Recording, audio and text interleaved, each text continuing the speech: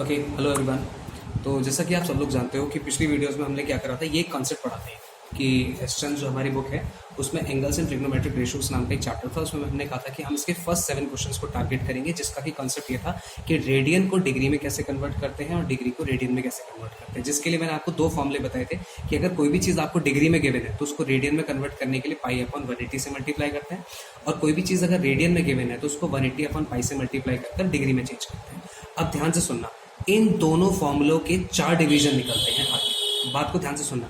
Division number 1, आपको question कुछ इस तरीके से लिखा हुआ मिलेगा, 75 degree, 60 degree, 39 degree, 35 degree, 72 degree, 69 degree, 108 degree, 135 degree. मतलब क्या है, कुछ ना कुछ नंबर लिख देगा, ऊपर जीरो जो होता है ये छोटा सा सर्कुलर पार्ट, ये डिग्री को डिनोट करता है। या तो क्वेश्चन कुछ ऐसा होता है, या फिर क्वेश्चन होता है कुछ इस तरीके का, π/6, π/2, 3π/2, 3π/7, 3π/4, π/9, इस तरीके से क्वेश्चन होते हैं। मतलब समझ में आ रहा है? स्ट्रक्चर पे बहुत अच्छे से ध्यान देना है कंसेप्ट सीखने के लिए, ठीक है। उसने बोला या तो स्ट्रक्चर इस तरीके का होगा या फिर स्ट्रक्चर इस तरीके का होगा, थर्ड पार्ट, या फिर कहीं ना कहीं स्ट्रक्चर इस तरीके से होता है 11/8, और यहाँ पर लिख देता है C। ये सब कुछ फॉर्म आप लोगों को एनसीईआरटी में देखने के लिए मिल सकती है।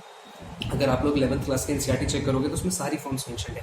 मैं सिर्फ आपको एक ऐसा कॉन्सेप्ट बताना चाहता हूँ जिसकी वजह से सारे क्वेश्चन अटेम्प्ट हो जाए, डिग्री रेडियन में कोई प्रॉब्लम ना है, चाहे क्वेश्चन किसी भी बुक से आ जाए, ठीक है।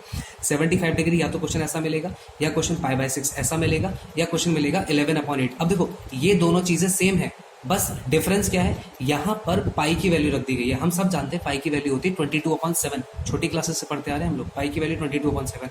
कहीं ना कहीं अगर मैं 22/7 रखकर उसको सिंप्लीफाई करूं, मैं इस क्वेश्चन की बात नहीं कर रहा हूं, मैं ये नहीं कह रहा हूं ये और ये सेम है, ठीक है। ध्यान से सुनना मेरी बात, मैं क्या कहना चाह रहा हूँ। मैंने कहा अगर मैं इसमें 22/7 की वैल्यू कहीं ना कहीं रख दूं तो क्वेश्चन जो है इस फॉर्म में आ जाता है। अगर किसी भी क्वेश्चन में पाई गायब है, इसका मतलब है वहां पर पाई की वैल्यू रख दी गई है, लेकिन यहाँ पर C लगा दिया तो इसका मतलब क्या है कि वो है एक तरीके से रेडियन फॉर्म ही। और एक फॉर्म जो होती है डिग्री में वो कहीं ना कहीं इस तरीके से होती है, 42 डिग्री, 35 मिनट्स, 69 सेकेंड्स, 60 सेकेंड्स, कुछ ना कुछ इस तरीके से वो मेंशन करके आपको देता है। समझ में आ गया? तो मेरा कहने का क्या मतलब है कि एक फॉर्म ये हो गई, एक फॉर्म ये हो गई, एक फॉर्म ये हो गई और एक फॉर्म ये हो गई। हम इन चारों को अगर आपस में कन्वर्ट करना सीख गए तो इसका मतलब है हमारे ये 7 क्वेश्चंस RS अग्रवाल के कंप्लीट हो गए। फिर हम लोग 7 क्वेश्चन सॉल्व करेंगे। जैसे कि हम सबसे पहले देखेंगे 75 डिग्री को कैसे चेंज किया जाता है। ध्यान से देखना, 75 डिग्री को वो कहता है कि इसको रेडियन में चेंज करो।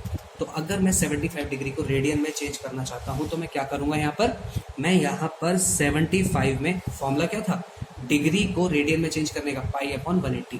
तो मैं क्या करूंगा, सीधा जो डिग्री वाला सेक्शन है उसमें मैं क्या मल्टीप्लाई कर दूंगा, आपका π/180।